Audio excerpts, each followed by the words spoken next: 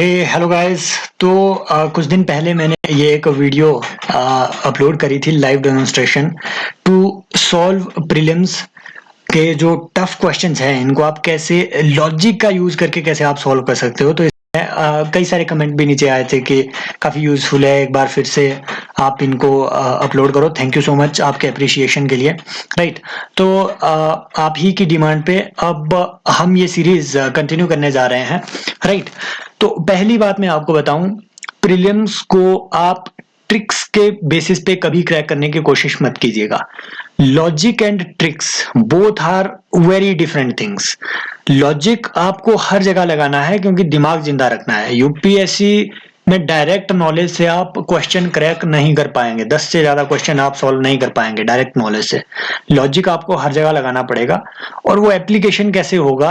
Right, even history के questions को आप सिंपल वर्ड्स को, मतलब उनके उनके मीनिंग्स को कन्वर्ट करके आप कैसे उन क्वेश्चंस को इजीली क्रैक कर सकते हो, ये सब हम यहाँ पे अभी देखने वाले हैं। हिस्ट्री के कुछ क्वेश्चंस हम यहाँ डिस्कस करेंगे और फिर कोशिश करूंगा मैं कि ये वीडियोस इसी तरीके से आती जाए। छोटी छोटी वीडियोस हम अपलोड करेंगे 10-12 मिनट की। राइट, तो उसमें 10-12 क्वेश्चन हम पीवाईक्यूज डिस्कस करेंगे ताकि सारी जो आपका लॉजिक कैसे अप्लाई करना है उसको डेवलप करने में आपको हेल्प कहीं ना कहीं मिल सके। राइट, वैसे प्री तो आपको ही क्रैक करना है। देखो, पहले यहाँ पे पॉलिटी के कुछ एक क्वेश्चन रहे थे, इसमें लॉजिक का तो उतना यूज नहीं होगा क्योंकि ये बहुत सिंपल से क्वेश्चन है, लेकिन एक बार डिस्कस कर लेते हैं। इसमें कहा गया है part 4 of the constitution of India के बारे में कौन सी स्टेटमेंट्स करेक्ट है। क्वेश्चन ऐसा था। पार्ट 4 क्या होता है? डीपीएस पे। फर्स्ट स्टेटमेंट सेज कि they shall be enforceable by court. Second statement says they shall not be enforceable by court, any court. यहां पे वर्ड एक्सट्रीम भी दे दिया गया, any court. And third statement says कि principles laid down in this part are in to influence the making of laws by the state. जिसको भी DPSP के बारे में पता है उसने सबसे पहले आर्टिकल 37 तो पढ़ा ही होगा। Article 37 of the constitution, it clearly says that they shall not be enforceable by any court. They shall not be enforceable by any court. Statement 1 stands incorrect. अब अगर statement 1 incorrect है तो automatically statement 2 becomes correct, because if there is a statement कि they shall be enforceable by a court, if this statement is incorrect then statement 2 will become correct. And statement 3 is also correct कि principles laid down in this part are to influence the making of laws by the state. That's why they are directive principles.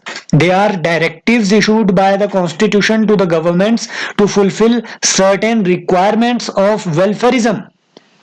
That's why statement 2 and statement 3 they stand correct. Statement 2 और 3 correct होगी, answer आपका D हो जाएगा। Simple सा question था, हालांकि इसमें logic का उतना हम यूज नहीं कर सकते, लेकिन यहाँ आप देख रहे हो मतलब यूपीएससी कैसे क्वेश्चन फ्रेम करेगा।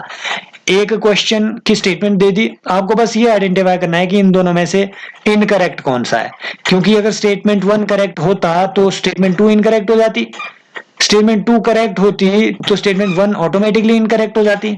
आपको बस ये आइडेंटिफाई करना है। यूपीएससी वांट्स कि आपका कॉन्सेप्ट बस क्लियर हो थोड़ा सा। राइट, नेक्स्ट कम्स की consider the following statements. According to the Constitution of India, a person who is eligible to vote can be made a minister in state for 6 months, even if she is not a member of legislature of that state. First, according to the Constitution of India. Again, according to the Constitution of India यहां पे लिखा गया है। आपको हमेशा ये बात ध्यान में रखनी है कि कॉन्स्टिट्यूशन ऑफ इंडिया में मिनिस्टर्स की एलिजिबिलिटी कहीं पर भी लिखी नहीं गई है। सिर्फ ये बात लिखी गई है कि anybody can be the minister, but within 6 months that minister has to assume the membership of any house of the legislature concerned. तो it means there is no eligibility prescribed in the constitution. ये बाकी तो देखना ही नहीं था। Statement 1 incorrect. Statement 2, According to Representation of People's Act 1951, a person convicted of a criminal offense, कि भैया जिसका क्रिमिनल ऑफेंस के लिए जो 5 साल के लिए कन्विक्टेड है वो परमानेंटली डिस्क्वालिफाइड है from contesting any election through out his life. कोई ऐसा रिजिड लॉ क्या हम बना सकते हैं क्या कभी कि अगर किसी आदमी को 5 साल की जेल हो गई हो तो वो कभी इलेक्शन लड़ ही नहीं सकता? No, it is a matter of political freedom. The thing is कि अगर कोई आदमी, if any person is convicted for any offence carrying an imprisonment of more than 2 years under the Representation of People's Act, he shall be disqualified for contesting any election for 6 years. 6 साल तक वो disqualified होगा, और ये 6 साल का period कब से काउंट होगा? जब उसकी रिलीज होगी जेल से रिलीज होने के बाद 6 साल तक वो डिस्क्वालिफाइड होगा। Again it applies to criminal offence only, not for the civil offence. तो दोनों स्टेटमेंट्स यहाँ पे इनकरेक्ट है, राइट? ये फैक्चुअल था लेकिन लॉजिक आपको पता है हर जगह यूज होगा लॉजिक, तो यहाँ पे भी आप डी ऑप्शन मार्क कर सकते थे। Next comes the president of India can summon a session of parliament at such place if he she thinks fit। स्टेटमेंट बड़ी नॉर्मल सी लगती है, जनरल सी लगती है, अगर आपको पता भी नहीं है स्टैंड बाय मोड में रखो। Second, Constitution of India provides for 3 sessions of parliament. Again, Constitution of India provides for 3 sessions of parliament in a year, but it is not mandatory to conduct all 3 sessions. No. Constitution of India simple कहता है कि जो parliament के session होंगे उन sessions के बीच 6 month से ज्यादा, 6 मंथ से ज्यादा का गैप नहीं होना चाहिए। Within the duration of 6 months, successive session should be held. It means Constitution of India never prescribes any number of required sessions in a year. Statement 2 stands incorrect. B को eliminate कर दो, option D को eliminate कर दो। You have A और C options left with you. अब आपको बस ये 3 ऑप्शन चेक करना है। फर्स्ट ऑप्शन तो ऑलरेडी ये अब आपको पता है कि ये राइट ही होगी क्योंकि ऑप्शन 2 रॉन्ग है, राइट? स्टेटमेंट 2 रॉन्ग है। अब स्टेटमेंट 3 पता करना है कि there is no minimum number of days that parliament is required to meet in a year. Definitely constitution simply कहता है कि आपकी जो पार्लियामेंट है उनके 2 सेशंस के बीच का जो गैप है वो 6 मंथ से ज्यादा नहीं होना चाहिए। This is all that constitution talks about the parliamentary session or the duration of parliamentary session, nothing more than that. So statement C becomes correct. ये कुछ ऐसी चीजें थी, देखो नॉर्मल से क्वेश्चन है पॉलिटी के, आपको लगता होगा कि इसके लिए लॉजिक वाली वीडियो बनाने की क्या जरूरत है। सही बात है, कोई जरूरत नहीं थी क्योंकि ये डिस्कस करना बचा था इसलिए हमने डिस्कस कर लिए। लॉजिक वाला माल अब आने वाला है। यहां देखो 21st क्वेश्चन, अगर किसी ने हिस्ट्री का ऑप्शनल भी रखा हुआ है, if anybody has crammed up all the history books, even then अगर वो लॉजिक का उपयोग ना करता तो वो आंसर के करीब पहुंच ही नहीं सकता 21st क्वेश्चन में। यहां दिया गया है कि इन टर्म्स का मतलब क्या है। औरंग दिया हुआ है, क्या ये ट्रेजरी का इंचार्ज था? बनिया दिया हुआ है, क्या agent of East India company था? मिरासीदार दिया हुआ है, designated revenue payer to the state. Again जब भी आपने हिस्ट्री के ऐसी टर्म्स को कहीं पे भी पढ़ना है तो सबसे पहले टर्म्स को इस तरीके से देखो कि टर्म को पहले प्रोनाउंस करके देखो, फिर सोचो कि ये जो टर्म है क्या ये किसी आदमी की डेजिग्नेशन हो सकती है क्या, राइट? फॉर एग्जांपल अगर कोई आपसे कहे कि फॉर एग्जाम्पल अगर अग्रहार, अगर मैं यहाँ पे औरंग की जगह अग्रहार लिखता, अग्रहार, तो पहले ये सोच के देखो कि क्या अग्रहार किसी आदमी की डेजिग्नेशन हो सकती है या क्या ये किसी चीज को किसी चीज को रिफ्लेक्ट करता है, किसी चीज का नाम भी तो हो सकता है, राइट? तो अग्रहार तो basically it was a kind of जो दान दिया जाता था राजाओं के द्वारा, राइट? वो जो रिलीजियस दान दिया जाता था टेम्पल्स को, that used to be agrahara at that time, right? देवदान हो गया, अग्रहार हो गया और आपका ब्रह्मदेव हो गया, ये कुछ दान के टाइप्स हुआ करते थे।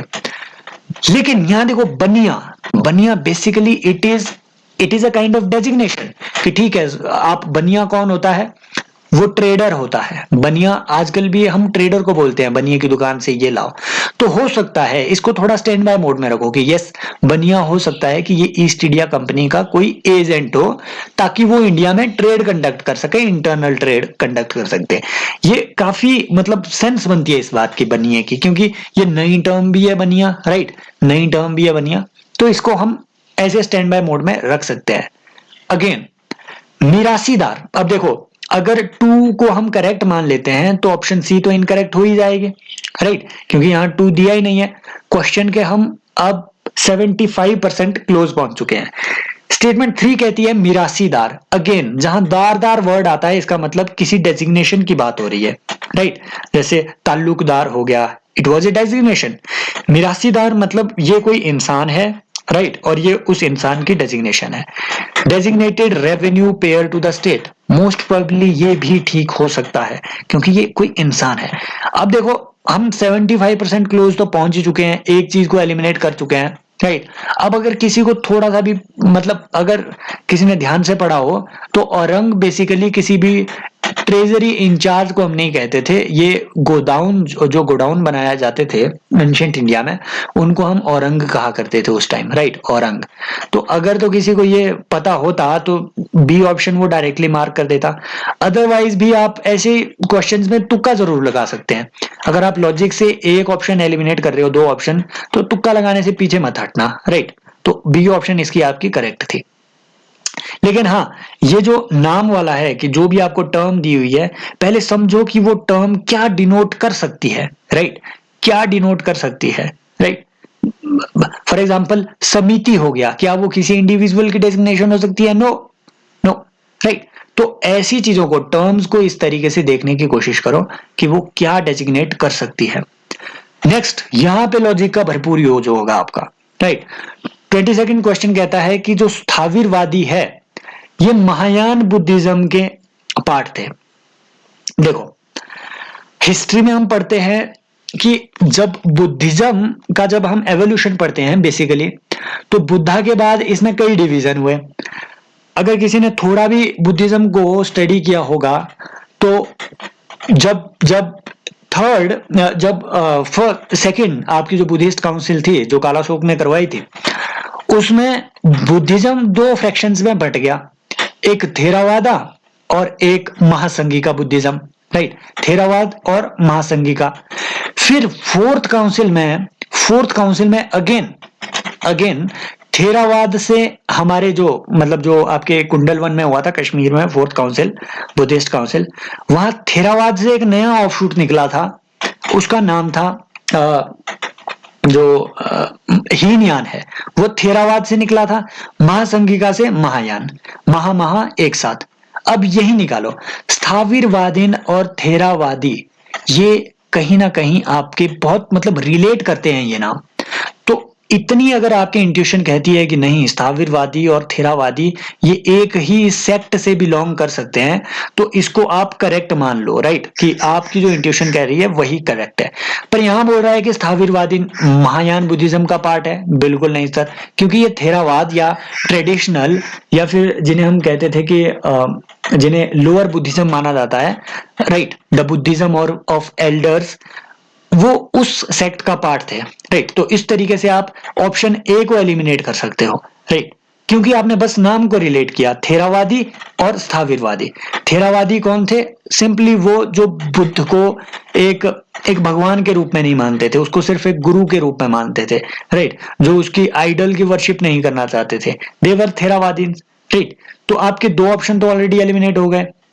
लोकोत्तरवादी was an offshoot of Mahasanghika. Again अगर आपको यह पता है तो आप इसको करेक्ट मार्क करेंगे, लेकिन 50% तो आप आंसर के करीब पहुंच चुके हो। सेकंड स्टेटमेंट आपकी करेक्ट है कि जो लोकोत्तरवादी थे ये महासंघिका बुद्धिज्म का ही एक पार्ट था, महासंघिका, जिससे कि इसी से आपका महायान बुद्धिज्म भी निकला था, इसी ब्रांच से आपका महायान बुद्धिज्म भी निकला था फोर्थ काउंसिल में, राइट। तो ये रिवीजन भी आपका हो रहा है। तो अगर स्टेटमेंट 2 आपको पता है कि करेक्ट है तो ऑप्शन हमारे पास सिर्फ बी ही बचता है। थर्ड तो करेक्ट है ही है, इसको देखना ही नहीं है, क्योंकि थर्ड यहाँ भी है यहाँ भी है कि deification of Buddha by Mahasanghikas fostered the Mahayana Buddhism. ये तो सिंपल सा कॉन्सेप्ट है, महायान बुद्धिज्म ही इस कॉन्सेप्ट पे बेस्ड है कि हमें बोधिसत्वों की, बुद्धा की, इनकी पूजा करनी है।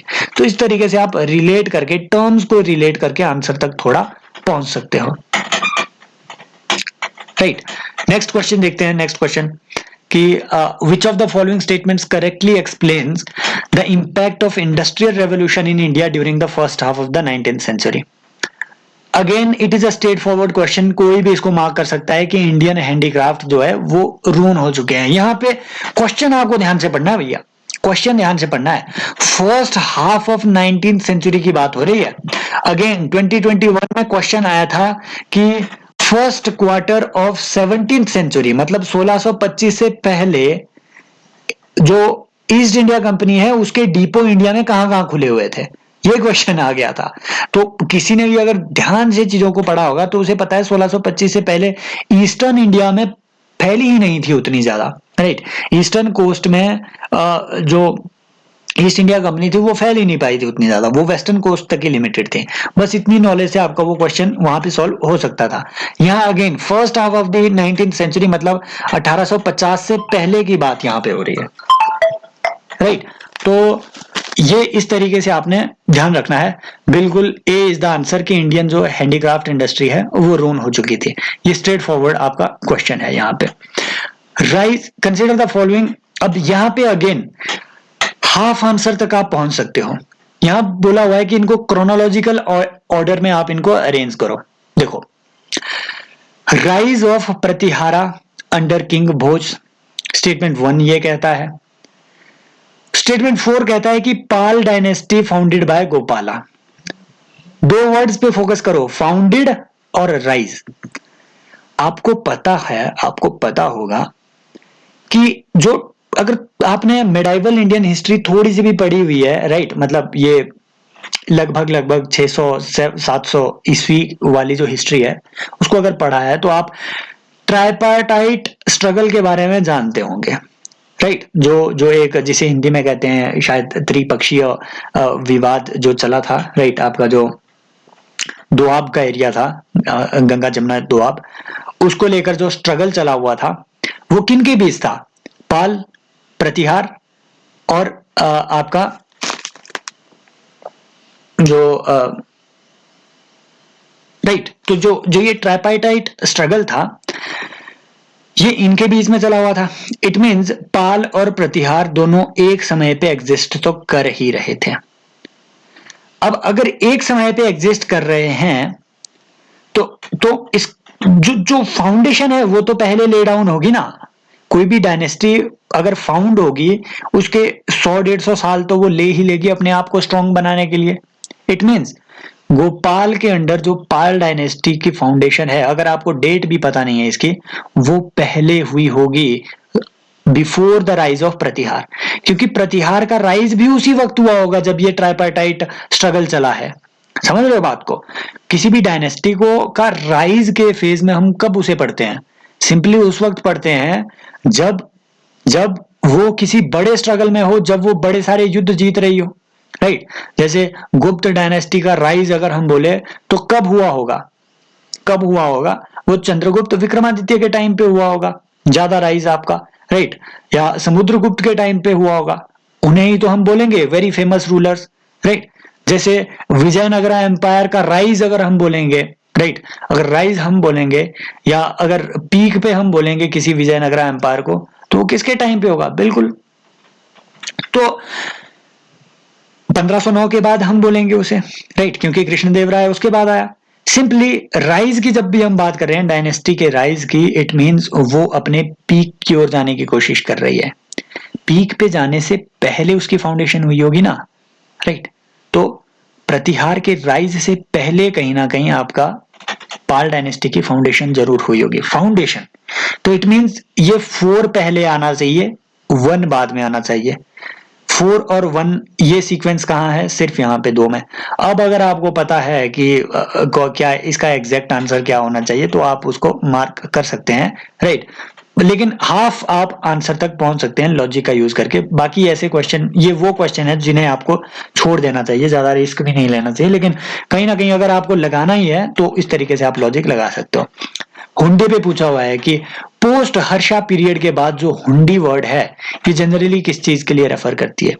यहाँ आप लॉजिक का उतना यूज नहीं कर सकते, लेकिन अगर आपने हिस्ट्री को ऊपर ऊपर से भी पढ़ा है तो ऐसे इंस्ट्रूमेंट्स के बारे में, जैसे मैं आपको कुछ दान होते हैं, राइट, जैसे मैं आपको बता रहा था ये ब्रह्मदेव वगैरह हो गया, राइट, आपका देवदान हो गया, ये ऐसी चीजें आपने बार बार पढ़ी होती है, राइट। जैसे हुंडी हो गया, it was basically A bill of exchange. हुंडी ये एक तरीके का एक लेटर होता था, जैसा आजकल हमारे चेक होते हैं, उन्हीं चेक को ही हुंडी कहा जाता था, राइट। उस टाइम जो ट्रेड यूनियंस होती थी वो हुंडी इशू किया करती थे, और ये हर बुक में लिखा हुआ है, तो ये इजीली आप ऐसे इसको मार्क कर सकते हैं, राइट। जैसे फॉर एग्जांपल कई सारे आपको ऐसे भी मिलेंगे, टैक्सीज के नाम दिए होते थे। फॉर एग्जांपल जो आपका जो विजयनगरा एम्पायर है, वहां एक फेमस टैक्स होता था, रय रेखा उसे आप कहते थे, रय रेखा। तो वो आपसे पूछ सकते हैं Rai Rekha is related to which of the following, बिल्कुल वो एक टैक्स होगा। तो ऐसी जो टर्म्स हैं फेमस, वो आपसे पूछ ली जाती हैं। अगर आपको पता है तो ठीक है, नहीं है तो नहीं है। अगेन यहाँ पे डिस्क्रिप्शन दी हुई है कि देशेर कथा, जो कि फ्रीडम स्ट्रगल के टाइम पे ये S.G. ड्यूस्कर के द्वारा लिखी गई, इनके बारे में कौन सी स्टेटमेंट्स करेक्ट है। पहला कि it warned against colonial state's hypnotic conquest of mind, हो सकता है, स्टैंड बाय मोड में रखो। It inspired the performance of swadeshi street plays and folk songs, हो सकता है भैया कि ये स्वदेशी मूवमेंट के टाइम पे लिखी हो, हमें नहीं पता। The use of desh by Deuskar was in specific context of the region of Bengal, specific context of. अब यूपीएससी हर बार आपको ऐसे, खासतौर पे एनवायरनमेंट में आपको ऐसे क्वेश्चन देगा जहां वो इन शब्दों का यूज करेगा, स्पेसिफिकली, एक्सट्रीमली, लीथल क्वांटिटी, ऐसी चीजों का यूज करेगा। मोस्ट ऑफ द टाइम ये जो आपके वर्ड है वो इनकरेक्ट होते हैं। भाई देशेर कथा अगर आप लिख रहे हो तो वो पूरे इंडिया की कथा लिखेगा ना, राइट। या फिर यहाँ एक और लॉजिक लगाओ, ये जो इस तरीके के नाम होते हैं जैसे S.G. ड्यूस्कर हो गया, अगरकर हो गया, ये कौन होते हैं, ये नाम कहाँ, क्या ये बंगाल में मिलते हैं? नहीं, बिल्कुल नहीं। देशेर कथा जो आपका ये वर्ड है यहाँ पे, ये बंगाली वर्ड आपको लग रहा है, बिल्कुल सर, पर ये जो बंदा है क्या ये स्पेसिफिकली ये बंगाल से आपको लग रहा है? नहीं, ये महाराष्ट्र के नाम होते हैं ऐसे, राइट। जैसे मावलंकर हो गया, देवस्कर हो गया, अगरकर हो गया, ये महाराष्ट्र के नाम है, इस तरीके के उस एरिया के नाम है, राइट। तो ये लॉजिक भी आप लगा सकते हो कि क्या एक महाराष्ट्र का बंदा सिर्फ बंगाल पे कोई ऐसी कमेंट्री लिखेगा? बिल्कुल नहीं सर। अगर ऐसी बुक लिखेगा भी, कुछ ना कुछ एस्पेक्ट तो वो इसमें डालेगा बाकी कंट्री का, बाकी कंट्री को वो भूल थोड़ी ना जाएगा, स्पेसिफिक कंटेक्स्ट। तो इसको आप यहां से एलिमिनेट कर सकते हो, राइट। नामों को रिलेट करके आप चीजों को एलिमिनेट कर सकते हो। Answer would be your A. Next comes Gandhi Irwin. ये ऐसा क्वेश्चन है जो यूपीएससी के लिए इतना डिस्प्यूटेड बन गया, इसे यूपीएससी ने छोड़ ही दिया। ये बिल्कुल ये क्वेश्चन ही यूपीएससी ने रिजेक्ट कर रखा है। क्यों रिजेक्ट हुआ इसका कोई कारण यूपीएससी ने नहीं बताया, राइट। ये ड्रॉप हुआ था ये क्वेश्चन। लेकिन व्हाट आई थिंक इज कि गांधी इरविन पैक्ट में, इसमें इन्होंने क्या इसमें ऐसा डाल दिया था इस क्वेश्चन में कि इन्हें ये विड्रॉ करना पड़ा क्वेश्चन बेसिकली, कि which of the following, yes, which of the following were included। चलिए एक बार पढ़ते हैं इसको कि invitation to Congress to participate in a round table conference, yes it was included, statement 1 is correct, it means answer आपका A या B से ही होना चाहिए लॉजिकली। दूसरा कहता है कि withdrawal of ordinances promulgated in connection with civil disobedience movement, again this was not included in Gandhi Irwin Pact। Why? It was the demand of Gandhi। Gandhi की ये डिमांड है, स्पेसिफिकली राजीव वहीर में आपके लिखा गया है कि sorry yes this was a part of this, लेकिन they did not accept it, right. तो ये विड्रॉल ऑफ ऑर्डिनेंसेस वाला जो है ये डिस्कस जरूर हुआ था उसमें, but I think it was not accepted. इसमें डिफरेंट क्लॉज कुछ और है कि acceptance of Gandhi suggestion for inquiry into police excesses. Yes, ये वो चीज है जो मैं डिस्कस कर रहा था। राजीव अय्यर में स्पेसिफिकली ये कहा गया है कि जो पुलिस की एक्सेसेस हुई है, पुलिस की जो एक्सेसेस हुई है, गांधी की डिमांड थी कि उन पे इंक्वायरी कंडक्ट करवाई जाए, उन पे इंक्वायरी कंडक्ट करवाई जाए, पर ये सजेशन एक्सेप्ट नहीं हुआ था, वो इस गांधी इरविन पैक्ट का ये हिस्सा नहीं था, राइट। तो 3 तो एलिमिनेट वैसे भी हो ही जाएगा। एक और चीज ऐसी थी जो गांधी डिमांड कर रहे थे, वो थी भगत सिंह की फांसी की माफी, वो भी इसमें इंक्लूडेड नहीं थी, 2 बातें इंक्लूडेड नहीं थी, राइट। नेक्स्ट आता है कि release of only those prisoners who were not charged with violence, it was a part of that Gandhi Irwin pact. I think answer should be B, लेकिन यूपीएससी को पता नहीं इसमें क्या ऐसा लगा कि उन्होंने इस क्वेश्चन को ड्रॉप ही कर दिया, राइट। आंसर इसका logically there should be, answer should be B. इसी में ही कुछ गड़बड़ी थी कि withdrawal of ordinances promulgated in connection with civil disobedience movement, I think it was discussed but not included, इसी वजह से यूपीएससी ने इस क्वेश्चन को ड्रॉप किया होगा, राइट। ये इतना कंफ्यूजन है, अब खुद सोचो, मतलब यूपीएससी ने डिबेट की होगी इस क्वेश्चन में, तो हमें नहीं फंसना है उतना ज्यादा, लेकिन हाँ रिवीजन जरूर हो गया हमारा गांधी इरविन पैक्ट का। अब वाइटल विध्वंसक किसने लिखी है? ये जर्नल था कोई, पूछा हुआ है इन्होंने कि इनमें से किसने लिखी है। ये सिंपल है सर, आपको बस ऐसी चीजों में रिस्क लेना है, बस उस वक्त आपको लगेगा कि कहीं मैं गलत तो नहीं मार्क कर रहा हूं। जैसे इस साल भी क्वेश्चन पूछा था कि सॉन्ग्स फ्रॉम प्रिजन ये किसने लिखा था, ऐसा ही क्वेश्चन आया था। तो ये येरावाड़ा जेल में सॉन्ग्स फ्रॉम प्रिजन लिखे थे आपके गांधी जी ने, राइट। क्योंकि अब इसमें आप लॉजिक ऐसे भी लगा सकते हो, उसमें बाकी जो लीडर्स के नाम थे, 3 लीडर्स के नाम, जैसे तिलक हो गया, ऐसे ऐसे नाम दिए हुए थे उसमें। ये ऐसे लीडर्स से जिनसे आप एक्सपेक्ट कर ही नहीं सकते थे कि ये आप मतलब सॉन्ग वगैरह लोगों को सिखाएंगे। गांधी जी प्रार्थना में, सॉन्ग में, इन सारी चीजों में बड़ा भरोसा करते थे, राइट। जैसे गांधी का एक सॉन्ग होता था फेमस, वैष्णव जन तो तेने कहिए पीड़ पराई जाने हैं। तो इस तरीके से आप कनेक्शन बैठा करके वहां पे आंसर टिक कर सकते थे, क्योंकि बाकी जो लीडर थे वो बहुत एक्सट्रीम पर्सनैलिटी वाले दिए हुए थे उसमें, राइट। तो वो काम गांधी जी कर सकते हैं। अगेन वाइटल विध्वंसक, नाम से ही लग रहा है ये बहुत एक्सट्रीम कोई चीज है। अब एक्सट्रीम स्टैंड लेने वाले इनमें ना तो गांधी जी थे, एक तरीका बता रहा हूं एलिमिनेट करने का, ना फिर अब ज्योतिबा फुले हो सकते थे, भीमराव अंबेडकर भी हो सकते थे, गांधी जी तो नहीं हो सकते थे। अगेन अगर आपने गांधी जी को पढ़ा होगा तो आपको पता है कि इनके जो मैक्सिमम फेमस जो चीजें हैं, अब वाइटल विध्वंसक आपने कहीं ना कहीं नाम पहले सुना होगा, कहीं ना कहीं नाम पहले सुना होगा। अगर नाम पहले सुना है मतलब ये कोई फेमस ऐसी चीज थी बुक, राइट। ये कोई फेमस बुक रही होगी। अगर फेमस बुक रही होगी तो आपने, अगर ये फेमस बुक मोहनदास करमचंद गांधी ने लिखी होती तो आपने कहीं ना कहीं पढ़ा होता कि गांधी ने ये लिखी, राइट। आपने पढ़ा है कि इंडियन ओपिनियन किसने लिखी, गांधी जी की ये पत्रिका हुआ करती थी, राइट। आपने पढ़ा है कि हरिजन किसने निकाली, गांधी जी ने निकाली हुई थी, राइट। आपने पढ़ा होगा कि हिंद स्वराज किसने लिखी, गांधी जी ने लिखी हुई थी, राइट। पर आपने ये कहीं नहीं पढ़ा कि वाइटल विध्वंसक गांधी जी ने लिखे हुए थे। तो डिस्प्यूट करने की कोई जरूरत ही नहीं है। ज्योतिबा फुले आपने इतना ज्यादा पढ़ा होगा ज्योतिबा फुले के बारे में, राइट। तो उनके सत्यशोधक समाज के बारे में आपने उतना ज्यादा पढ़ा होगा, राइट। गुलामगिरी के बारे में आपने पढ़ा, वाइटल विध्वंसक के बारे में पढ़ा नहीं पढ़ा। भीमराव अंबेडकर के बारे में आपने इतना पढ़ा होगा, राइट। तो उनकी all India scheduled caste federation के बारे में आपने इतना पढ़ा होगा, उनके एड्रेस के बारे में, लोथियन कमेटी के बारे में आपने पढ़ा होगा, इन सारी चीजों के बारे में आपने पढ़ा है। वाइटल विध्वंसक के बारे में नहीं पढ़ा आपने।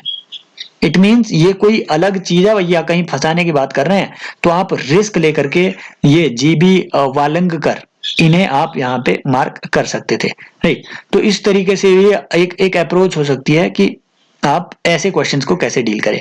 कुल्यवापा द्रोणावापा, भाई ये क्वेश्चन ना उन्होंने करेक्ट किया होगा जिन्होंने कभी जीवन में अच्छे से मतलब इंटरेस्ट लेकर के संस्कृत पढ़ी है। क्योंकि वापा, वापा संस्कृत का जो वापा वर्ड है, वापा का मतलब ही होता है बीजना, राइट। वापा का मतलब होता है टू सो। अब बीजते आप कहाँ है, एग्रीकल्चर में क्या आप ये अर्बन लैंड में बीजते हैं क्या, मतलब शहर में जाकर के आप बीजेंगे? नहीं। अब ये कुलियावापा द्रोणावापा क्या होते थे, एग्रीकल्चर लैंड की ये क्लासिफिकेशन हुआ करती थी। कुलियावापा वो लैंड जहाँ पे एक कुल बीज बीजने के लिए आपको जितनी जरूरत होती थी। द्रोणावापा मतलब एक द्रोण बीज बोने के लिए आपको जो जरूरत पड़ती थी। ये गुप्ता टाइम की बातें हैं, राइट। तो कुलियावापा मतलब उस वक्त ये मेजरमेंट हुआ करता था। द्रोण बेसिकली ड्रम को कहते थे, जो बड़ा ड्रम होता था उसे द्रोण कहा जाता था उस वक्त, राइट। तो बड़े ड्रम को बीजने के लिए जितने लैंड की जरूरत है, that is your kulyavapa and dronavapa, right. तो जिसने संस्कृत ध्यान से पढ़ी तो इसीलिए आंखें कान नाक हाथ पैर सब खुले रखो भाई, राइट। उस वक्त हर जगह से लॉजिक, ये चीजें आपने कहीं पढ़ी ही नहीं होगी भाई। ये जो स्टेटमेंट यूपीएस ने अभी तक जो ये सारी चीजें कहीं नहीं पढ़ी आपने स्टैंडर्ड बुक्स में, कहीं नहीं। इसका मतलब सॉल्व तो लॉजिक से होगा। कि नेक्स्ट कम्स, अब अगर किसी ने इसमें ज्यादा अपना लॉजिक उसेरने की कोशिश की होती तो वो गलत मार्क कर सकता था। यहां दिया हुआ है कि whosoever praises his religion sect or blames other sects out of excessive devotion to his own sect with the view of glorifying his own sect, he rather injures his own sect very severely। ये कहता है कि भैया जो अपने धर्म को बड़ा दिखाने के लिए किसी दूसरे धर्म पे कोई आलोचना करे, राइट, तो या एक्सेसिव डिवोशन करे अपने धर्म के लिए, तो वो अपने ही धर्म की हानि करता है सिंपली। तो अब ये मतलब ये कहीं ना कहीं रिलीजियस टॉलरेंस की नीति आपको लगती है, राइट। लगता है कि ये रिलीजियस टॉलरेंस की नीति अपनाने वाला कोई राजा रहा होगा। अब इसमें कृष्ण देव राय आपको पता है, ठीक है, रिलीजियस टॉलरेंस तो इसने अपनाई, लेकिन ये प्राइमरीली हिंदू राजा था, ये सभी को पता है। कृष्ण देव राय हिंदू राजा था भाई, राइट। समुद्रगुप्त प्राइमरीली हिंदू राजा था, ये हिंदुइज्म को बहुत ज्यादा प्रमोट करते थे। गुप्त dynasty was primarily a Hindu Raja, right. तो भले ही ये रिलीजियस टॉलरेंस की नीति अपनाते थे, but at that time they were more inclined towards Hinduism. तो मोस्ट प्रोबेबली अगर मतलब यहाँ पे ये दिए हुए हैं स्टेटमेंट, ये दो तो नहीं हो सकते। हर्षवर्धन अगेन इसने अपने कई सारे धर्म चेंज किए, शैविज्म से फिर हर्षवर्धन ने बुद्धिज्म को अपनाया, राइट। फिर इसने वो जो कॉन्फ्रेंसेस की थी, राइट, इवन जो कुंभ मेले की शुरुआत थी वो भी इसी के टाइम में हुई थी, हर्षवर्धन के ही टाइम में, राइट। तो ऐसी ऐसी चीजें इसी के टाइम पे शुरू हुई। अगेन अगर जो आदमी ज्यादा सोचेगा वो ये सोचेगा कि अशोक ऑप्शन नहीं दे सकता है यूपीएससी, क्योंकि सभी को पता है अशोक धम्म का सिद्धांत अशोक ने धम्म का सिद्धांत लाया, जिसमें यही बात कही गई थी कि दूसरी रिलीजन्स का आपने सम्मान करना है। पर जो आदमी, जिस आदमी में वो कीड़ा होगा ना सोचने का कि मुझे और ज्यादा सोचना है थोड़ा, राइट, यूपीएससी ने कोई ट्रैप फंसाया होगा इधर, अशोक तो हो ही नहीं सकता। वो एक्सेसिव लॉजिक के चक्कर में सी मार्क कर देगा आंसर को, क्योंकि उसे लगेगा कि यूपीएससी ने कुछ ना कुछ तो राज छोड़ा होगा। Again answer is Ashoka, most close Ashoka ही है, क्योंकि जो धम्म का सिद्धांत है ये किसने लाया था? धम्म माने हर धर्म की जो अच्छी पॉलिसीज है वो इस धम्म में अशोक ने ऐड की थी, राइट। तो Ashok was the answer. I hope ये सारी चीजें, राइट, ये सारी चीजें आपके लिए बेनिफिशियल साबित हो रही होगी, ये इस तरीके से लॉजिक का यूज करना। ये वीडियोस काफी लंबी जा रही है यार, छोटा करना पड़ेगा इन सब चीजों को, राइट। हमने आज आई थिंक 12-13 क्वेश्चन डिस्कस कर लिए, कल से 4-5 क्वेश्चन ही डिस्कस करेंगे। बट आई थिंक आपका टाइम वेस्ट नहीं हो रहा है इन वीडियोस में। I hope I am able to create some sort of ease for you, and you can definitely apply these, not tricks but these logics, the way of applying your logic in the prelims exam, and keep studying। और बिल्कुल जैसी आपकी ये demand थी कि इस तरीके की और वीडियोस बनाते जाएं, तो वो अर्चना कुलकर्णी जी वीडियोस आती रहेंगी, राइट। जैसे जैसे मुझे टाइम मिलता जाएगा ये सब होता रहेगा। थैंक यू सो मच, मिलते हैं नेक्स्ट लेक्चर में, टेक केयर, बाय बाय।